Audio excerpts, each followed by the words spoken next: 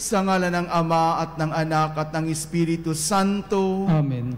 Ang pagpapala ng ating Panginoong Jesucristo, ang pag-ibig ng Diyos Ama, at ang pakikipagkaisa ng Espiritu Santo, naway sumainyong lahat. At sumayo rin.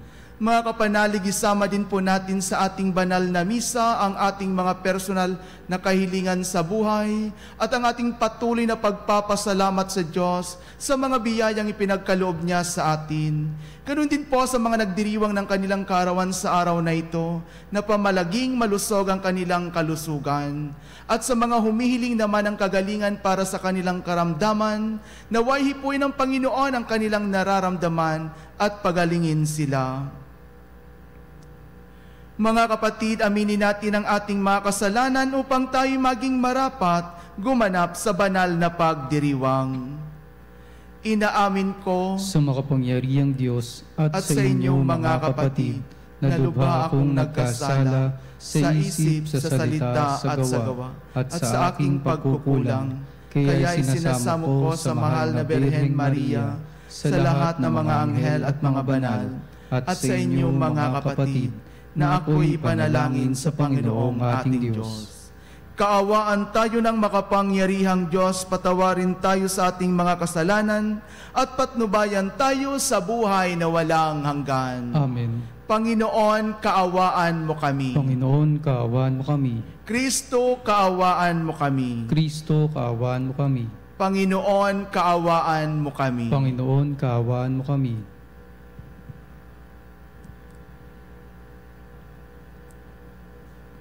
Papuri sa Diyos sa kaitaasan.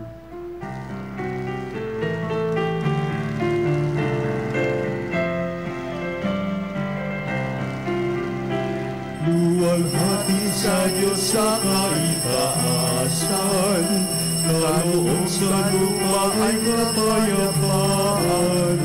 Pinupuri ka at ipinagdaral, sinasamba ka dahil sa dakila mong kalwalhatian. Panginoon naming Diyos, Hari ng langit, Amang makapangyarihan, Panginoon Jesucristo, bugtong na anak ng Diyos, Kordero ng Ama. Ikaw na nag-aalis ng mga kasalanan ng sanlibutan. Tanggapin mo ang aming kahilingan, ikaw na naluluklok sa kanan ng Ama. Maawa ka sa amin, ikaw lamang ang banal, Panginoon Jesucristo, kasama ng Espiritu, sa walhati ng Ama. Amen, Amen, Amen, Amen.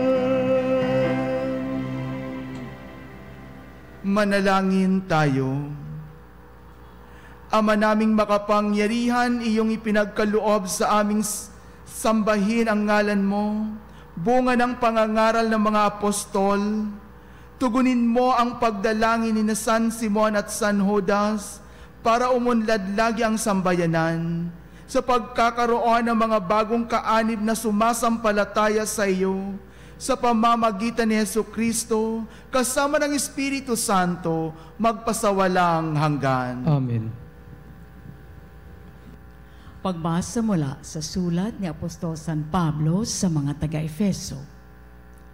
Mga kapatid, hindi na kayo dayuhan o taga-ibang bansa, kundi kababayan ng mga hinirang ng Diyos at kabilang sa kanyang sambahayan. Kayo itinayo rin sa saligan ng mga apostol at mga propeta, na ang batong panulukan ay si Kristo Jesus. At sa pamamagitan niya, nagkakaugnay-ugnay ang bawat bahagi ng gusali at nagiging isang templong banal. Dahil din sa inyong pagkipag-isa sa Kanya, kayo may kasama nilang naging bahagi ng tahanan ng Diyos sa pamamagitan ng Espiritu. Ang salita ng Diyos. Salamat sa Diyos. Laganap na sa daigdig ang kanilang mga tinig. Laganap na sa daigdig ang kanilang mga tinig. Ang langit ay naghahayag na ang Diyos ay dakila. Malinaw na nagsasaad kung ano ang kanyang gawa. Bawat araw, bawat gabi, ang ulat ay walang patlang. Patuloy na nag-uulat sa sunod na gabi't araw. Laganap na sa daigdig ang kanilang mga tinig. Walang tinig o salitang ginagamit kung sa bagay, at wala ring naririnig na kahit na anong ingay.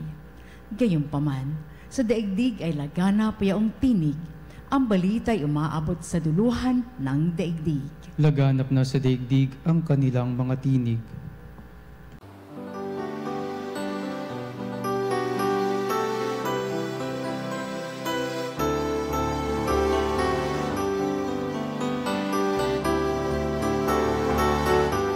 Alleluia, alleluia,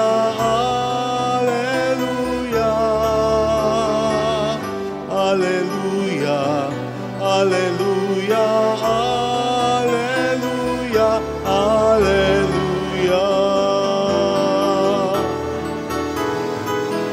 alleluia, alleluia, alleluia, alleluia, alleluia. Alleluia, alleluia, alleluia.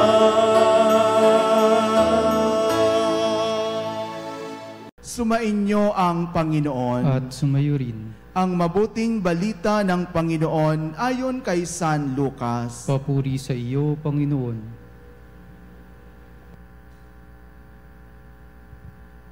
Noong mga araw na iyon, umahon si Jesus sa isang burol at magdamag doong nanalangin. Kinaumagahan, tinawag niya ang kanyang mga lagad at pumili siya ng 12 sa kanila na tinawag niyang mga apostol. Si Simon na pinangalanan niyang Pedro at si Andres na kanyang kapatid, sina Santiago, Juan, Felipe, Bartolome, Mateo, Tomas, at Santiago na anak ni Alfeo, si Simon ang makabayan, si Judas na anak ni Santiago, at si Judas Iscariote na naging taksil. Bumaba si Jesus kasama sila at tumayo sa isang patag na lugar. Naroon ang marami sa kanyang mga alagad at ang napakaraming tao buhat sa Judea at Jerusalem, at sa mga bayan sa baybaying dagat ng Tiro at Sidon. Pumaroon sila upang makinig sa kanya at mapagaling sa kanilang mga karamdaman. Pinagaling din niya ang mga pinahihirapan ng masasamang espiritu at sinikap ng lahat ng tao na mahipo siya, sapagkat may taglay siyang kapangyarihan makapagpagaling ng lahat. Mga kapanalig, ang mabuting balita ng Panginoon. Pinupuri ka namin, Panginoong Hesukristo.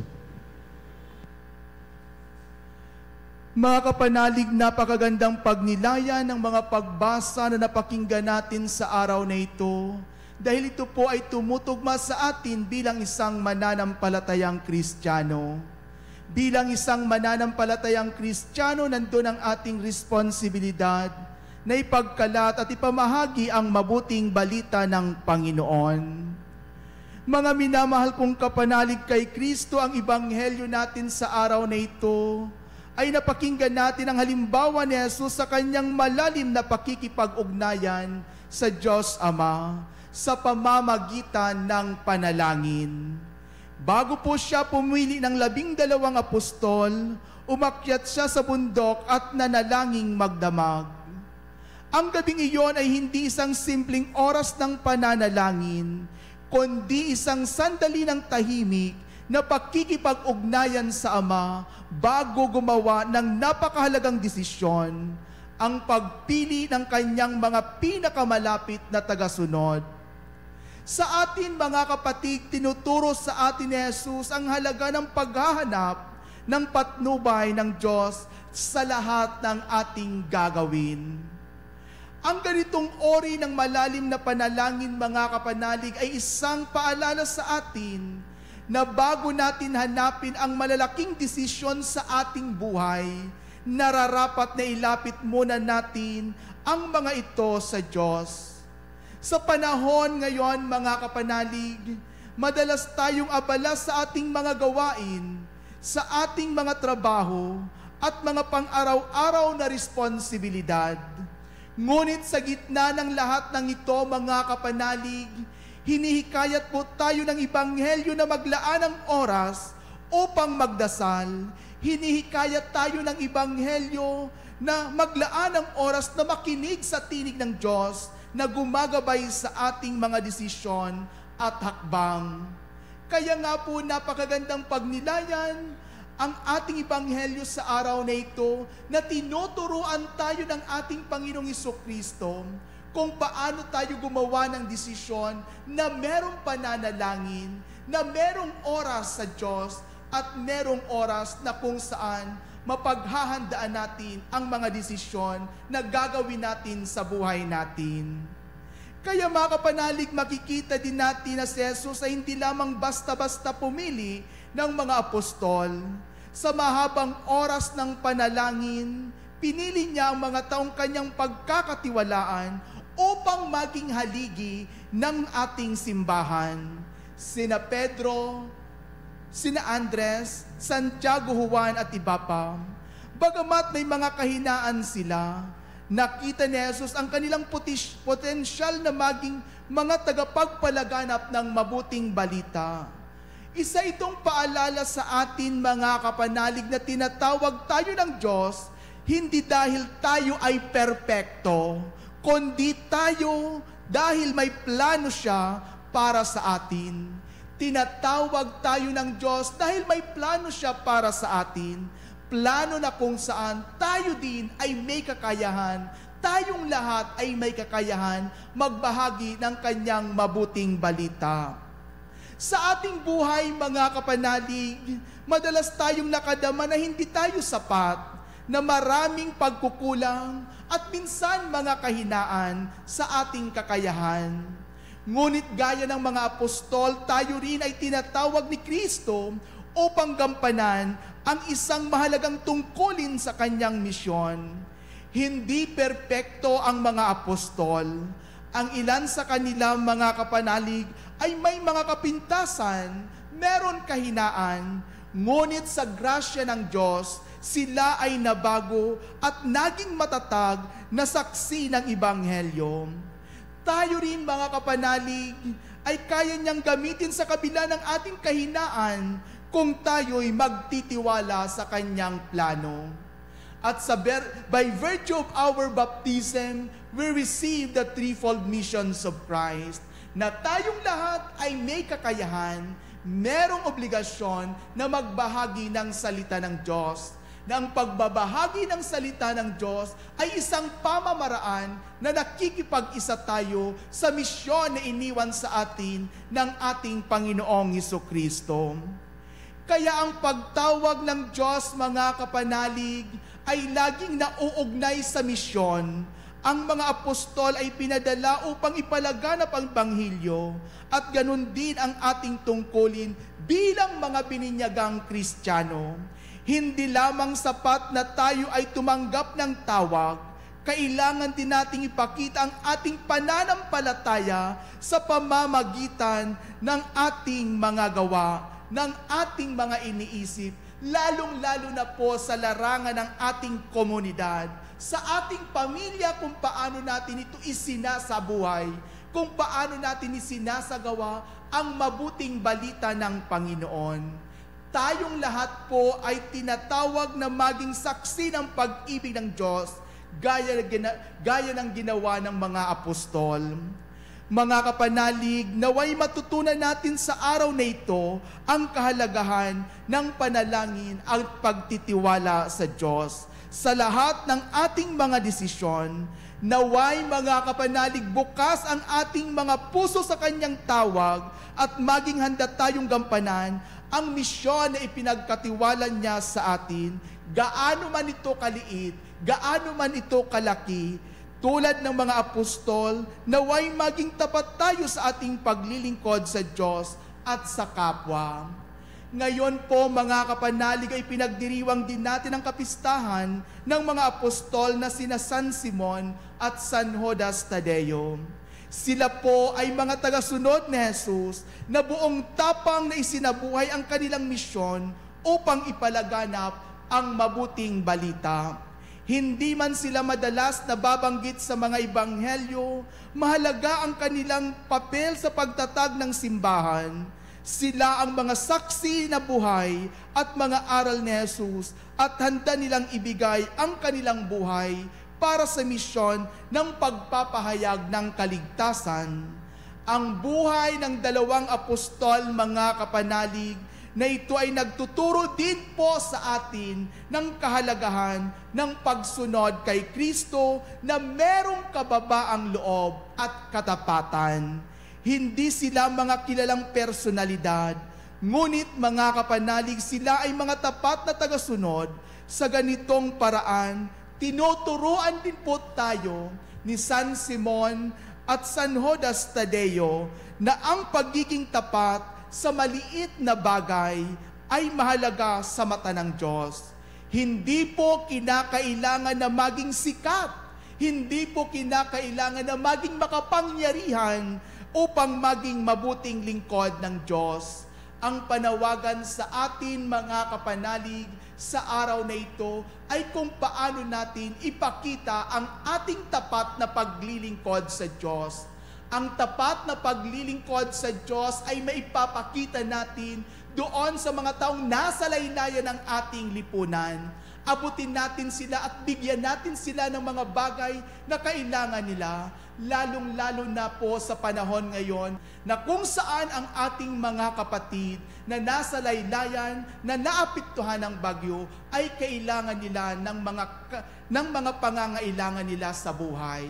Buksan natin ang ating mata at abutin natin sila mga kapanalig. Sa pag-abot natin sa kanila, tayo po ay nakikipag-ugnayan sa misyon ng ating Panginoon. Ito po ang pinakabuod ng Ebanghelyo sa araw na ito, na ipakita ang ating tapat na paglilingkod sa pamamagitan ng gawa, na kung saan ang gawain natin ay walang iba kundi ang gumawa ng kabutihan at ipakita ang kabanalan sa Diyos.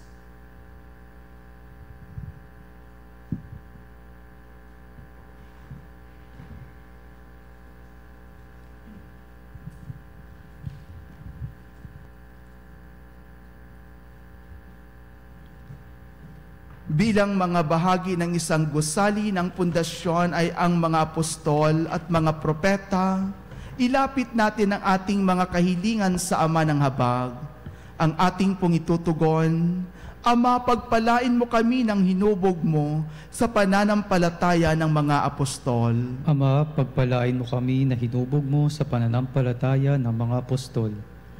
Ang Simbahang Katoliko, naway magpatuloy sa paglago sa pamamagitan ng pangangaral at mga halimbawa ng aming mga pinuno sa pananampalataya at mga misyonero. Manalangin tayo sa Panginoon. Ama, pagpalain mo kami na hinubog mo sa pananampalataya ng mga apostol.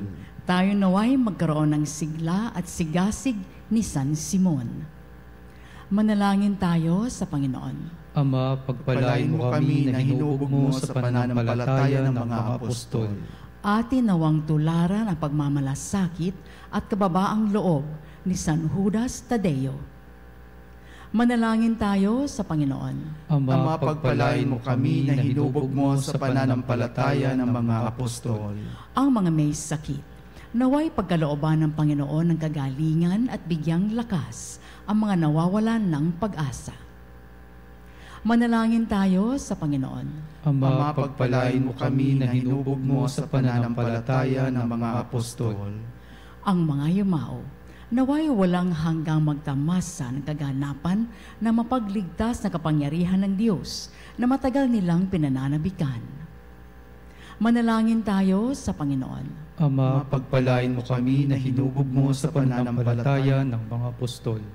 Sa espesyal na panalangin, ipanalangin din natin ang mga taong naapektuhan ng bagyo na patuloy silang maging matatag sa kanilang pananampalataya. Manalangin tayo sa Panginoon. Ama, pagpalain mo kami na hinubog mo sa pananampalataya ng mga apostol. Ama naming maawain sa aming pananalangin para sa iba, nawa ay makabahagi kami sa apostolikong paglilingkod ng mga tinawag at pinili. Hinihiling namin ito sa pamamagitan ni Kristo na aming Panginoon. Amen. Ang himig mo, ang awit ko, lahat ng ito'y nagulat sa iyo. Muling ihahandog sa'yo, buong puso kong inaalay sa'yo. O Diyos, O Panginoon, lahat ay biyayang aming inampon, aming buhay at kakayahan. Ito'y para lamang sa iyong kalwalhatian.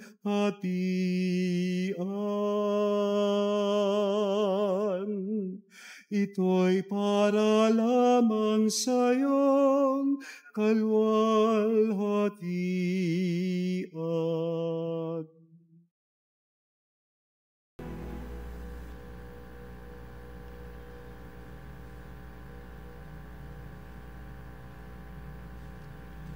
Manalangin kayo mga kapatid upang paghahain natin ay kalugdan ng Diyos sa mga makapangyarihan. Tanggapin nawa ng Panginoon ito paghahain sa iyong mga kamay, sa kapurihan niya at karangalan sa ating kapakinabangan at sa buong sambayanan niyang banal.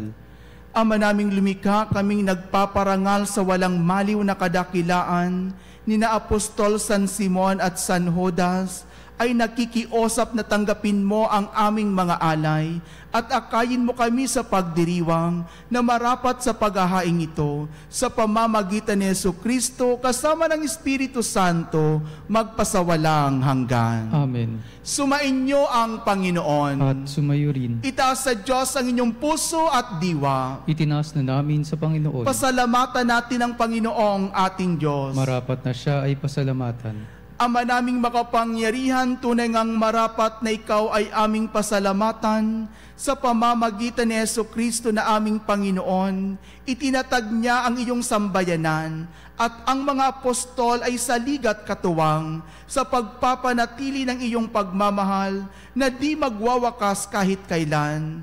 Kaming sambayanan mo dito sa daigdig ay katibayan ng pamumuhay sa langit. Kaming narito ay tagapagpahiwatig sa pagkakaisa ng tanan sa iyong pag-ibig. Kaya kaysa ng mga anghel na nagsisiawit ng papuri sa iyo, nang walang humpay sa kalangitan, kami nagbubunyi sa iyong kadakilaan.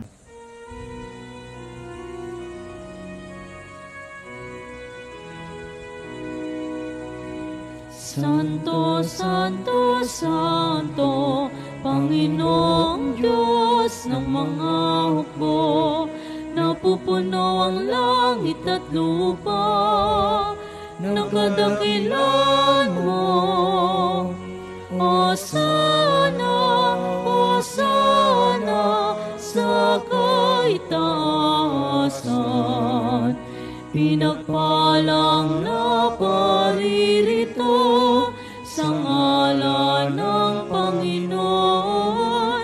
Hosana, Hosana sa kaitaasan.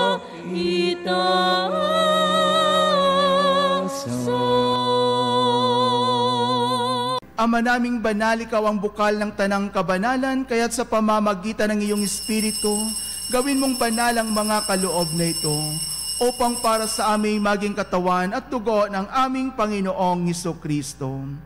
Bago niya pinagtisangkos ang loob na maging handog, ginawa kanyang tinapay, pinasalamatan kanya.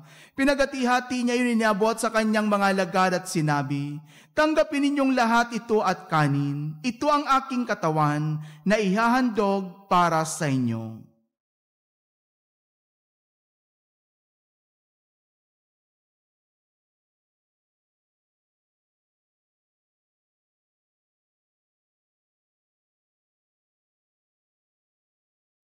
Gayon din naman nung matapos ang hapunan, hinawakan niya ang kalis, muli kanyang pinasalamatan, iniabot niya ang kalis sa kanyang mga alagad at sinabi, "Tanggapin ninyong lahat ito at inumin. Ito ang kalis ng aking dugo, ng bago at walang hanggang tipan. Ang aking dugo ay ibubuhos para sa inyo at para sa lahat.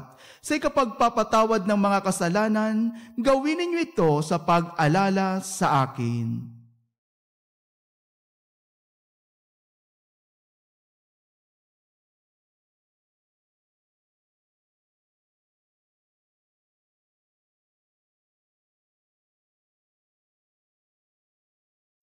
Ipagbunyi natin ang misteryo ng ating pananampalataya.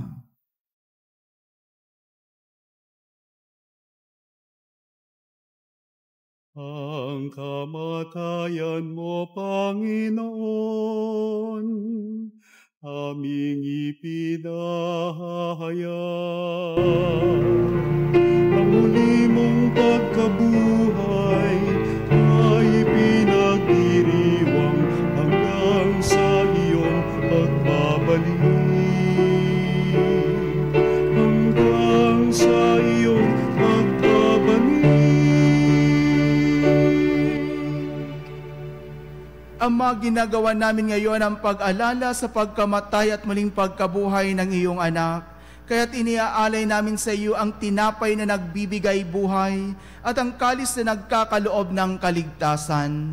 Kami nagpapasalamat dahil kami iyong minarapat na tumayo sa harap mo para maglingkod sa iyo. Isinasamo namin kaming magsasalo-salo sa katawan at dugo ni Kristo ay mabuklod sa pagkakaisa sa pamamagitan ng Espiritu Santo. Alalahanin mo rin ang mga kapatid naming nahimlay nang may pag-asang sila'y muling mabubuhay, gayon din ang lahat ng mga pumanaw. Kaawaan mo sila at patuloyin sa iyong kaliwanagan. Kaawaan mo at pagindapatin kaming lahat na makasalo sa iyong buhay na walang wakas. Kaysa ng mahal na Birhen Maria na ina ng Diyos, ng kabiyak niyang puso niyang si San Jose, kaysa ng mga apostol at ng lahat ng mga banal na namuhay dito sa daigdig ng kalugod-lugod sa iyo. May pagdiwang nawa namin ang pagpupuri sa ikararangal mo sa pamamagitan ng iyong anak na aming Panginoong Hesukristo. Sa pamamagitan ni Kristo, kasama niya at sa Kanya ang lahat ng parangal at papuri ay sa iyo, Diyos amang makapangyarihan, kasama ng Espiritu Santo, magpasawalang hanggan.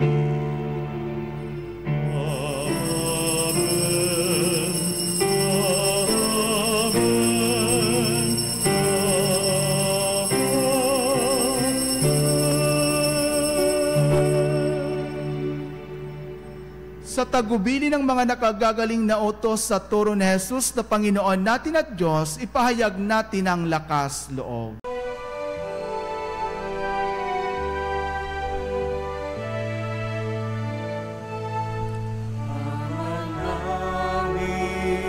Sumasalangit ka, sambahin ang ngalan mo. Mapasa amin ang kaharian mo,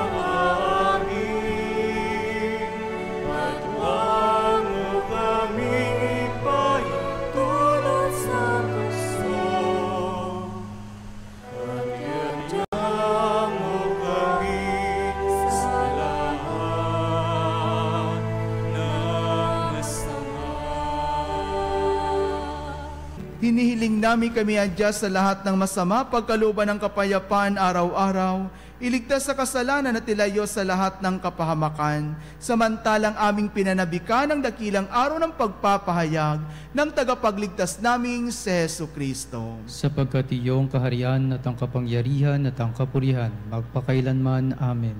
Panginoong Jesucristo, sinabi mo sa iyong mga apostol, kapayapaan ang iniiwan ko sa inyo. Ang aking kapayapaan ang ibinibigay ko sa inyo. Tunghayan mo ang aming pananampalataya, tuwag ang aming pagkakasala. Pagkalooban mo kami ng kapayapaan at pagkakaisa, ayon sa iyong kalooban, kasama ng Espiritu Santo, magpasawalang hanggan. Amen. Ang kapayapaan ng Panginoon ay laging sumainyo. At sumayo rin. Magbigayan kayo ng kapayapaan sa isa't isa. Kordero ng Diyos na nag-aalis ng mga kasalanan ng sanlibutan, maawa ka sa amin. Kordero ng Diyos na nag-aalis ng mga kasalanan ng sanlibutan, maawa ka sa amin. Kordero ng Diyos na nag-aalis ng mga kasalanan ng sanlibutan, ipagkaloob sa amin ang kapayapaan. Ito ang kordero ng Diyos, ito ang nag-aalis ng kasalanan ng sanlibutan, mapala ng mga inaanyayahan sa kanyang piging. Panginoon, hindi ako karapat-dapat na magpatuloy sa iyo, ngunit sa isang salita mo lamang ay gagaling na ako.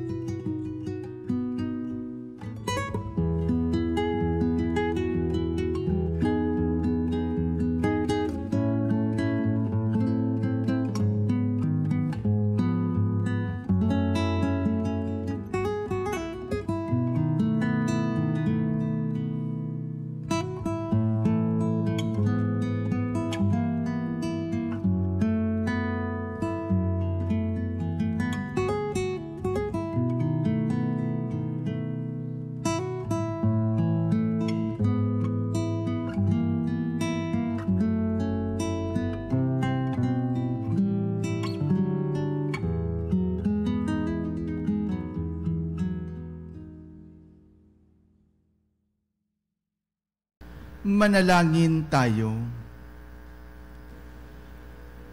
Ama naming mapagmahal, pagkatanggap namin sa banal na pakikinabang, ipinakikiusap namin ngayong puspos ng Espiritu Santo na pakundangan sa kagalang-galang na pagpapakasakit ng mga apostol San Simon at San Judas. Kami naway panatilihin ang aming ginaganap sa buklod ng iyong pag-ibig, sa pamamagitan ni Jesucristo kasama ng Espiritu Santo, magpasawalang hanggan. Amen. Sumainyo ang Panginoon. At sumayo rin. At pagpalain kayo ng makapangyarihang Diyos Ama at Anak at ng Espiritu Santo. Amen. Tapos na po ang banal na misa, humayo kayong mapayapa. Salamat sa Diyos.